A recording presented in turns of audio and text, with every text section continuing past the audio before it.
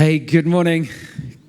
Good morning. Great to see you. Thank you for making it out to the Forge today. Can we just say a big thank you to the band for leading us in our worship this morning? Fantastic.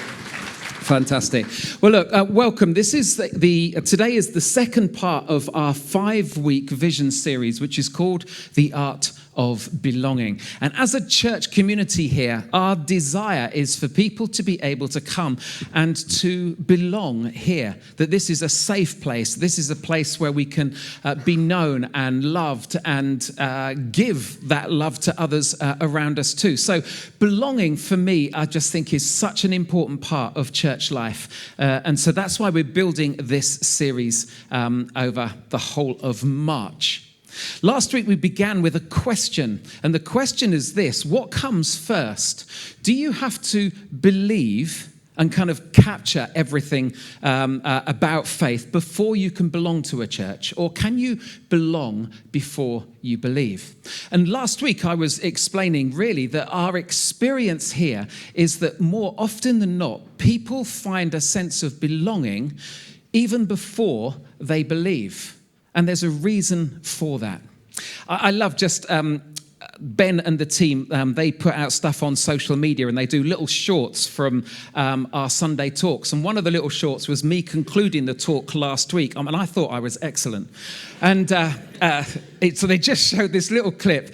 But one person had posted a little comment underneath, and it was a guy called Alex Manchester. Now, Alex normally is at the back, and he's got 2 or 3 foster children with him in wheelchairs. He's not here today because he's going to come to our Encounter event tonight. But this is what he posted, and he just said this: never felt like I belonged and so welcomed somewhere so much before believing, like I have at the Forge when I first started coming a year ago. He's saying that he belonged before he believed. Alex is currently doing the Alpha course. He's part of our Alpha group that meets in Sarah and my home. And he's recently come to faith in Jesus. He's become a follower of Jesus. And it's so exciting to see God at work in his life. But he belonged before he believed, because we believe that if that's the case, if people can have a sense of belonging with us, we can journey with them on their walk towards finding faith. And so therefore, that means that whether you used to go to church and you stopped going, and you're kind of tentatively making your way back and wondering whether you would be kind of welcomed, I tell you, you are so welcome. You are so welcome. If you have gone through life and you've made some big mistakes and you're wondering whether actually I can really be part of a church because I'm really not good enough, that is rubbish. You are so welcome here. And if perhaps you don't believe, but there is something that's kind of drawing you here, then I just want to say welcome to you as well. I am so glad that you're part of the Forge community. But today, what I want to do is I want to focus on, I think, one of the strongest ways to create that sense of belonging and that feeling of acceptance. And it's friendship. I remember hearing a church leader say this once. He said that people come to church for many different reasons. And that's very true. People do come to church for many different reasons. A lady called Claire Bewley. Is Claire here today? There she is down here. She's dreading this. But anyway, Claire, near the end of last year, emailed the Forge office to say, I'm thinking of coming to church. Could you let me know the times of the service? And she'd made a commitment to herself that if someone responded, she would come. And if they didn't, she wouldn't. And so sure enough, Michelle, who's our administrator in the life of the church, she responded and sent this lovely email back saying, so glad, love to see you, really brave of you to choose to come. I'll be waiting at the door for you for when you arrive. And so Claire came on that first Sunday, or her first experience there. And Claire's been through a kind of a really difficult family situation, was kind of wondering what to do with her time now. And so she was looking at all the different activities that she could do. And I am so glad that you've chosen the Forge as one of those activities. because she has subsequently joined the Alpha group, and she messaged this to our group about 2 weeks ago. This is what she said. Just wanted to share. I know my story about how I found the Forge might sound strange, but I've started tap dancing classes too.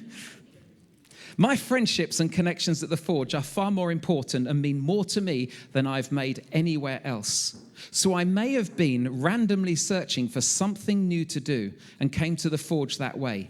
But I do believe God knew I needed the Forge more and sent me here first. He added the dance classes just for fun. The Forge has been so good for me, and so has this group. Isn't that great? See, people come to church for many different reasons. Some are facing a really difficult time and they're looking for support. Some are curious about faith and thinking, how can I find out more? And so they choose to come to church. Some people are looking for community. They don't know where they can find community, and they've heard that you can catch that at church. Some are just dragged along by their parents or by their spouses, and if that's you, I understand that must be really hard.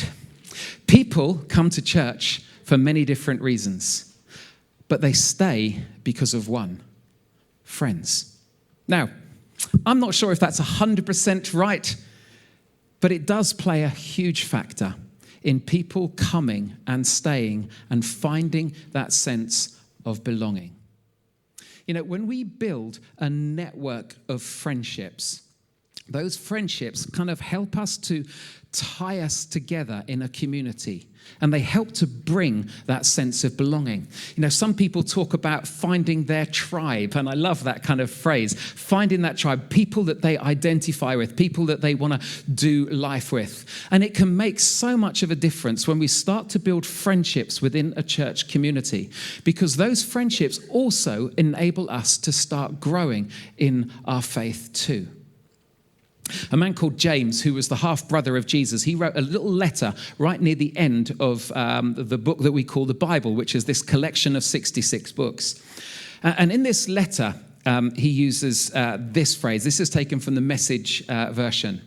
He says this, that you can develop a healthy, robust community that lives right with God and enjoys its results only if you do the hard work of getting along with each other and treating each other with dignity and honor. I love the honesty in the verse that you see there. I've just highlighted the phrase, which for me, I just think is so good. If you do the hard work. Developing friendships, developing strong sense of ties and community within the life of the church at times requires some hard work. Because how do you build friendships? How do you build a strong sense of community? Well, some of that is of knowing others, but also being willing to be known yourself by others.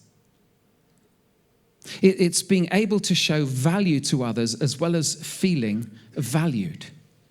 And so all of this requires a commitment. It requires a commitment of time. It requires a commitment of vulnerability and openness, the ability to listen, and the willingness to forgive when someone says something or does something which kind of offends or hurts you. And it requires a desire to trust one another. And all of that can be costly. But that's what building friendships is all about. We have to do the hard work. I was just looking around to see, I Googled friendship. Yeah, a lot came up on that one. That was good. But what I discovered is this. There's a whole load of research that has been done around friendship. And did you know that friendship is good for you? It is. Having a healthy network of friends, this is what studies and research have shown. That one, it has a positive impact on health because it reduces the risk of depression, of high blood pressure, and those with a strong network of friends live longer.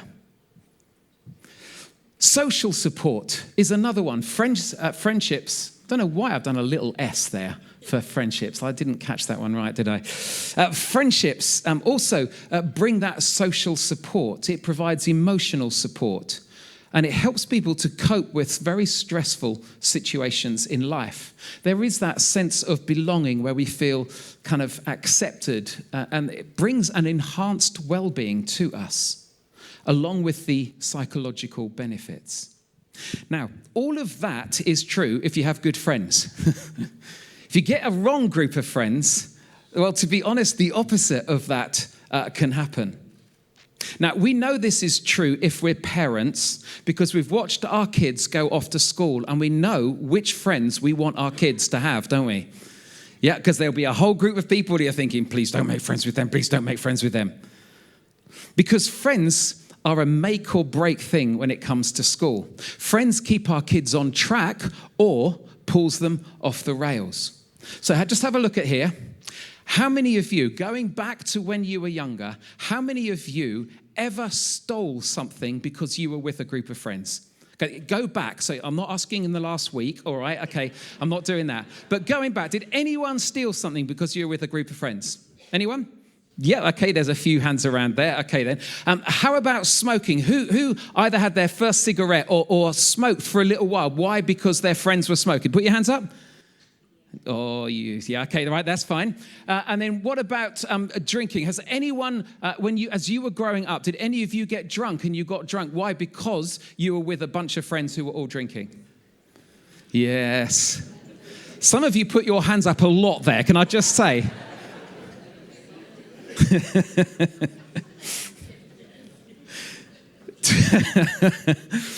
To be honest, when it comes to friends, as adults, we just play in a bigger playground, don't we? That's what happens. We play in a bigger playground. And most of our greatest regrets will be linked to relationships and friendships. Some of the bad habits that we have got into have been formed because of a network of friendships that we've had. A man called Andy Stanley, who's a church leader that I love to listen to, he said this, and this is a phrase which comes up time and time again. He says that your friends will determine the quality and direction of your lives. Show me your friends and I'll show you your future. In other words, our friendships have a huge impact on our lives. Therefore, it's worth considering, who do we allow to invest in us and what friendships should we invest in?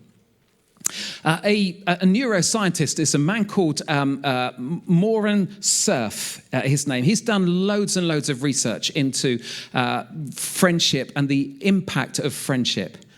And he says that the impact of others on us isn't just behavioral, but it's also neurological. This is what he put in one of his articles. He said this: the more that we study engagement, we see time and again that just being next to certain people actually aligns our brains with them. Now, if you ever spend time with Sarah and I, you would discover that we think the same things over and over again. And I will say something and Sarah says, I was just thinking that. Or Sarah will say something and about 10 minutes later I'll say, I was thinking that. But somehow, when you connect with people, there is almost like this alignment that can take place. And so he goes on to say this. He says, if people want to maximize happiness and minimize stress, they should build a life that requires fewer decisions by surrounding themselves with people who embody the traits they prefer. In other words, surround yourself with people who share your values, not just your interests. Often we think of friendships as being people who will like the same things as us, like doing the same activities. But actually, values become so much more important. And when I was reading just up what Moran Cerf was saying, it just struck me that the research done in the 21st century just highlights the truth that's found in the Bible, written so many years previously. 3,000 years ago, a wise man called Solomon wrote these words, and he said this. He says, walk with wise people and become wise. A companion of foolish people suffers harm. Wise people understand that life is connected, that our decisions in the past have shaped who we are and what we do today. A wise person knows that the decisions and choices that I make today will have an impact on my future life, on my future hopes and dreams too. So wise people think in a connected way. A companion of foolish people suffers harm. Foolish people live their lives for today. Forget about tomorrow. It's what makes me happy today. There's no understanding of connections. And interesting, isn't it, that when you look at this verse, wise people, or walk with wise people and become wise, you would think a companion of foolish people, you become foolish. But he doesn't say that. He says that those will suffer harm. Solomon says that it's worse, because as those foolish people go, so will we. That if they're not careful about their finances, they're not going to be thinking about your finances. If they're not careful about their relationships, they're not going to worry about guarding your relationships. If they're not worried about their health, why would they bother worrying about your health? Friends who won't take care of themselves won't take care of you. Therefore, we need to choose our friends wisely. When it comes to the art of belonging and friendships playing such an important part in that sense of belonging, how do we go about making friends? Well, friendships can mean a lot of different things to different people. Our expectations play a huge part as to whether we build lasting friendships or whether we get hurt easily through our friendships. I remember going on a trip a number of years ago with one of my friends, and as we were traveling around, we were talking about friendship, and I remember him saying that he'd been hurt so often by his friends. And I was really surprised when I heard that, because I really, really like him, and he seems a really kind of sound person. And as I sat there, I was thinking, how many have I been hurt by my friends? Have I? And honestly, I was racking my brains to try and think when I've last been hurt by my friends. And then it suddenly struck me that his expectation of friendship was so different to mine. His was a much more intense form of friendship, which is what he was looking for with others. And it's not that I don't value friendship, of course I do. It's just that I'm less dependent on friendships. And that might be because I am very, very happily married to Sarah down here, who would be my best friend, and I've told her that I'm her best friend. Just need to make it clear. So let me just ask you a question. What do you expect from friendship? What are your expectations? You see, if your expectations are built around what you need, you will easily get disappointed and hurt. I think the answer needs to lie much more in what I expect to, is much more about not what I get out of it myself, but what I put in. Because that way, any benefit that we receive is a friendship bonus. So how are you getting on with your friends? What kind of friendships do you have? And are they the friendships that look to build the values that are so important for you? What I want to do is I just want to conclude this talk focusing on the responsibility of friendships when it comes to three different groups of people. I want to think about what does the Forge Church need to do to foster and help friendships be made within the life of the church? What do we as individuals, as part of the church, need to do to foster those relationships? And thirdly, if we're new here, or if we kind of feel that we're on the edge of the community, and maybe you've come in for a little while, but you still don't really feel like you belong, what would be some of the responsibilities that you would have too? So let me just highlight some of these. The Forge's responsibility to enable friendships to be built. Sundays would be one of them. Today. I love that people stay for ages after these services. And we have a hospitality team who do a brilliant job in providing drinks for us. And what tends to happen, by about 1:45, I'm asking people to leave, mainly because we have to close up and lock up. But I love that there is this buzz that goes around after a service as people talk and spend time together. So for the hospitality team, I just want to say thank you for the way in which you serve us.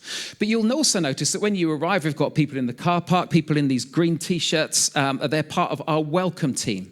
And the welcome team play a really important part in helping people to kind of feel welcomed and belong. But we also have a connectors team as well. And the connectors team kind of go rogue. That they are undercover. They don't wear T-shirts.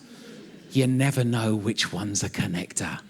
But the purpose of our connecting team is to be looking out for either people on their own or new people, and to say, go and speak to them and to say, can I introduce you to so-and-so? Because what it does is that it starts to widen the network of people that we connect with. Those connectors are really relational people who have no problem going up and talking to any stranger. They're very brave.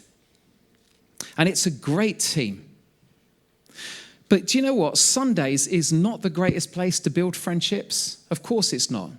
Because we've just got a short time after a service and there's just lots of chat that is going on. So the way in which we structure our church is not just around meeting together on a Sunday, but we also have groups. We have small groups that meet mid-week. And these will be either 10-month groups or 10-week groups. And they usually take place in a home, and they're usually between about 5 people and 15 people, unless you're the young adults group, and then that's about 25 people trying to squeeze into a living room. But the groups are really a much more intimate way of starting to build friendships and getting to know one another. They last over several weeks or several months. And it really does help to get to know a few people. So again, I'm involved in 2 small groups. One of them is a football group, and one of them is Alpha.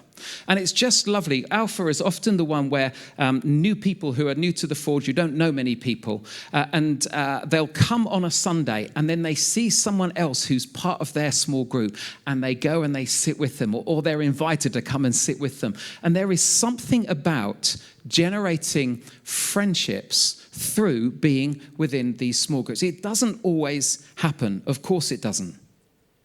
It can be harder than Sundays at times because you might be with people that are not your tribe, and that's where the hard work comes in. Remember this verse? What does this verse say? It says you can develop healthy, robust community that lives right with God and enjoy its results only if you do the hard work of getting along with each other, treating each other with dignity and respect.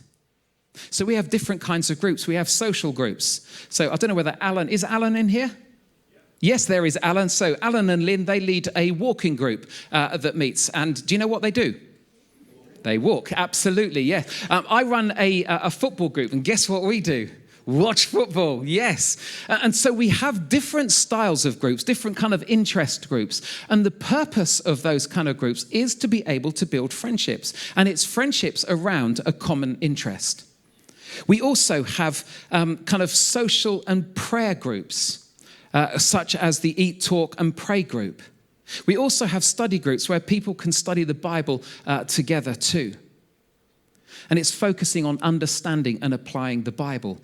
You know, new groups are going to be launched in April. Off the back of Easter, we'll be advertising fairly soon the new groups that will be happening. And if you're not part of a group and you feel like you're a little bit on the edge and you just need to get to know some people, please, can I encourage you, implore you to come and be part of one of those small groups? I love what Tim Warnock, our youth director, did with the older group of our young people called Motion. They used to meet on a Sunday evening, and it was a really, really strong group of those 15 to 18-year-olds. And last September, a whole group of them left because they were either too old or because they were heading off to university. And it left a much smaller group of young people. And Tim's a wise guy, and he knew the importance of being able to build a strong sense of friendship and community amongst those remaining young people, but also of the young people who are moving up from transit, which is our kind of 10s to 14s group. And so he decided to stop the Sunday, which kind of felt risky, and he says, we'll just get them to meet at our house on a Monday. And so what's happened over the last number of months is that group have really got to know each other well. They have built their friendship. They're inviting people to come and be part of that too. And so now Tim is saying, for September, what are we going to do now?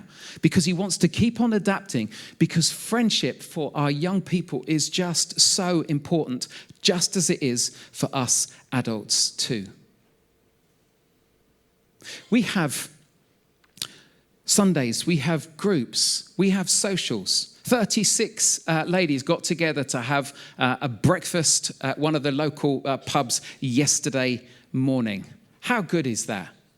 Why do they do it? Because they love breakfast.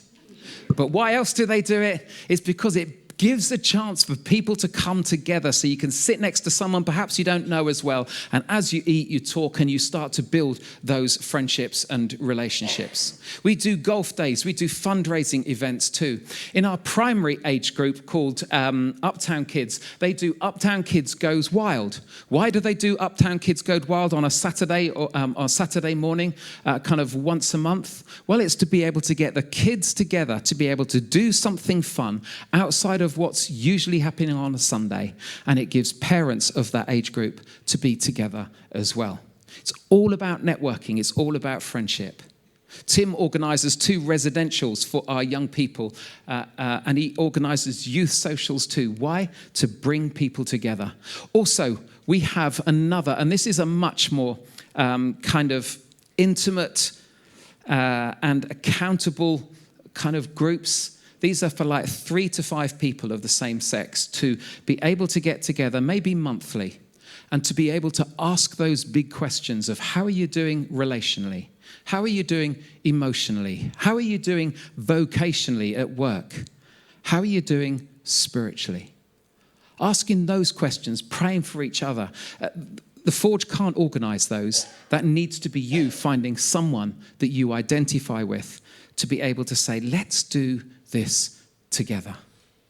I'm part of one of those groups with 2 guys from outside of the Forge, and we met for breakfast on Friday, and we met in Framlingham, and we just walked around the field next to the castle, and we talked openly and we prayed together, and it did my heart good. It really did. They are so good. So as a church, we can't make friends for you, but we can set up dates for you. Yeah? For being able to find friendships. So what about the individual's response? People who would say they're part of the Forge. What is our responsibility to enable friendships to be built?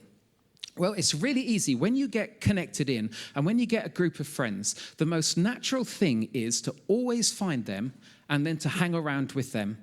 Because that's where your friendships are. And I get that, and I understand that. And that is a great way, that's a great way to operate if we don't want to grow. Really is. But if we do want to grow, which I am telling you we do, okay, then we need to have others to experience what we've experienced.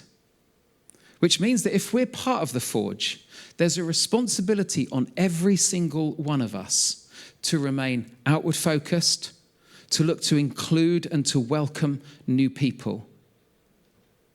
Arriving at church, if you're by yourself, I understand that arriving at church is incredibly difficult. So for Claire, for you to arrive on that first Sunday, I'll tell you, you must have been so worried because of you weren't sure what you were going to come into. For anyone who's by yourself, for you to arrive and then thinking, who am I going to sit next to? Where am I going to sit? Who can I talk to? It can be so intimidating, and I understand that. And I wish there was an easy way to overcome that. But the easiest way is if we as a church community don't just look inwards at our friendships, but we look outward to be able to incorporate others. So, to be outward focused, to be welcoming, to look to include, to say, come on, come over here. Can I introduce you to my friends? Honestly, that is so important. Offering hospitality, meals together, is a great way to do that. If you don't cook, buy a takeaway. Make it less about food and more about time together.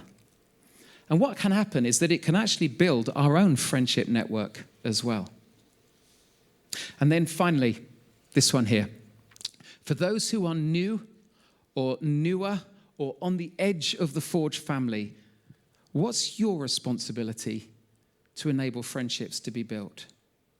No one can make friends for us, but there are opportunities to be able to meet and to get to know others in authentic ways. The beginning of any friendship starts with the willingness to engage. For the more confident and outgoing, that's relatively easy. For others, it's much harder, and it requires so much courage. And we want to do all that we can to help. But honestly, if you are willing to stay around after church rather than rush away, if you're willing to sign up for a group and look to invest some of your time and your energy in that group, if you look to get involved within the life of the church, I tell you, that's a way to be able to bring those connections. If you don't go, you won't get to know. That's as simple as it is. If you don't go, you won't get to know. The writer of Hebrews writes this: let us not give up meeting together. Some are in the habit of doing this, but instead let's encourage one another with words of hope. There is something about our responsibility of being willing to engage. And maybe you can invite someone that you've spoken to for a coffee or a meal. It requires a brave move. It's the hard work. But boy, is it worth it. I remember one person signing up. Hi, my name's Sam. Hang on. I know you want me to get going, but hang on. I remember one person signing up for Alpha a number of years ago, and after 1 week, they messaged to say that they weren't going to come anymore. And I was really disappointed, so I contacted and said, I'm really sorry that you didn't enjoy it or you didn't find it helpful. And I said, why is it you're stepping away? And the person said, well, I came to make some lifelong friends, and I realized I won't do that there. That was after 1 week of Alpha. I'll tell you, that is a big expectation. That is a big expectation. I want you to listen to Sam's story. Sam is just sitting over there on my left, your right, of how she discovered friendship and belonging. Hit it. Hi, my name's Sam. I'm wife to Wayne and stepmum to Luke. I've been coming to Forge for just over a year now. And we live in Rickin Hall and have been down this way for 3 years. I heard from a friend called Amanda. We met at Weight Watchers. The group leader there, I told her about my mental health problems.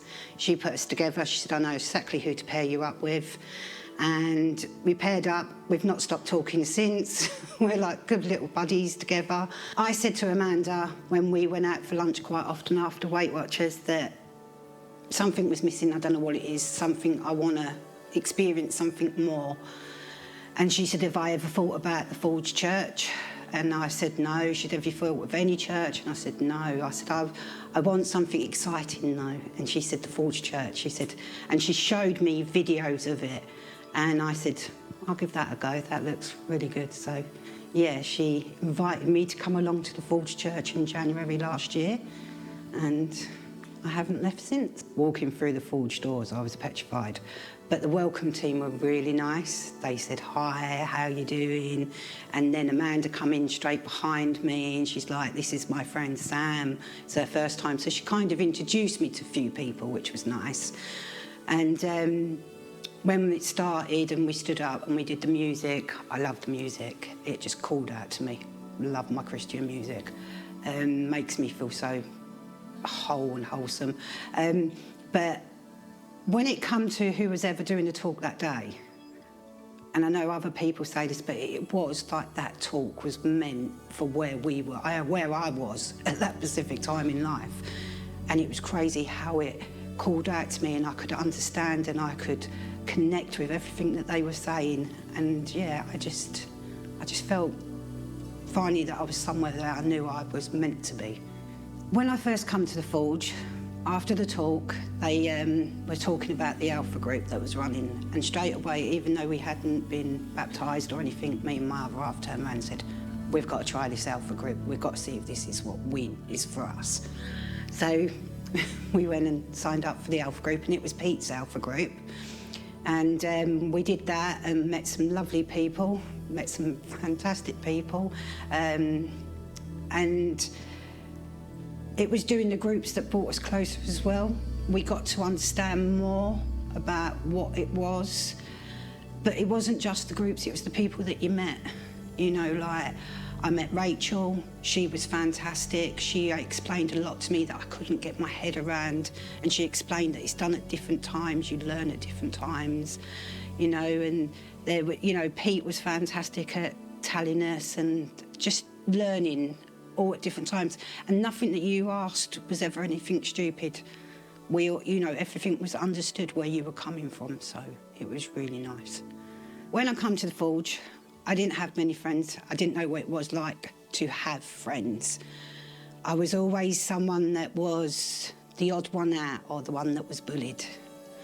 When I met Amanda, it was nice because I had someone that understood me for who I was. She got me, she got where I was coming from. But when I joined the Forge, it's really hard how to explain it, but you become, even when it's only your first or second week there, people welcome you in. They don't know you from Adam, but they welcome you in. I got to know a lot of people that I was introduced to by Amanda, but also Hazel, who goes to the church. She introduced me to a lot of people, and she's been a very big support for me. She has really been a big support. She sends me little sayings each morning and that from the Bible. But it's just having people that you know you can trust and you can tell them anything and they don't judge you for it. That is what it's like to have true friends, and I haven't ever had that before. Never. So since coming to the Forge, I've realised that there's a family out there for me.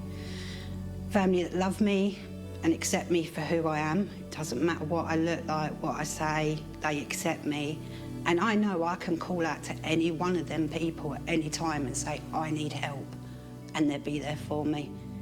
And all I would say is to anyone out there, if you want friends like this, just have faith, just do it, because it's changed my life. It's given me something I thought I'd never have, so, yeah.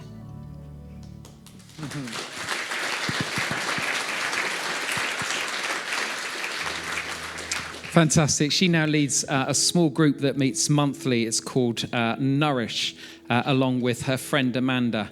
And it's for people who are struggling with either mental health issues. It's a chance to meet in a home, to enjoy some soup together and talk and to build friendships.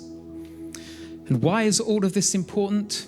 Well, it's because we want to connect people relationally in order to grow them spiritually. Our heart, our passion is to help people find and follow Jesus. How? Well, it's by being a church community that unchurched people love to be part of. And at the very center of everything that we do, it's wanting people to discover what it is to belong to the family of God.